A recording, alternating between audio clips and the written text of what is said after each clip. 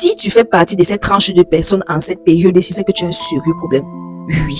Tu te sens tellement confortable lorsque tu es en train de t'exercer dans tel domaine. Mais parce que tu as jeté l'œil à gauche, tu as jeté l'œil à droite, tu penses que non, c'est ce que l'autre il fait là qui passe. C'est ce que celle-là elle fait qui passe. Et puis tu te retrouves en train de sous-estimer ce que le Seigneur lui a mis entre tes mains. Tu te trouves en train de minimiser cela en fait. Or que c'est là que réside la mine d'or que Dieu a placée entre tes mains. Je m'adresse à toi qui a cette facilité genre à créer les modèles de détresse. Tu coiffes tellement bien.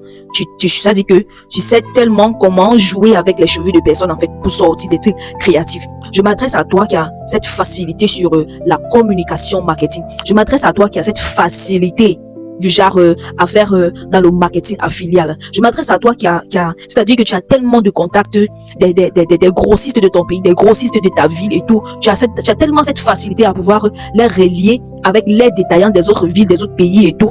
Mais parce que tu jettes l'œil à gauche et l'œil à droite, tu te trouves en train de sous-estimer, tu te trouves en train de minimiser cela comme non, ce n'est rien du tout. Il te faut avoir aussi une grande boutique comme telle. Il te faut aussi avoir un gros capital comme tel pour pouvoir te lancer. Non. On commence toujours quelque part avant d'arriver quelque part. On commence toujours quelque part avant d'arriver quelque part.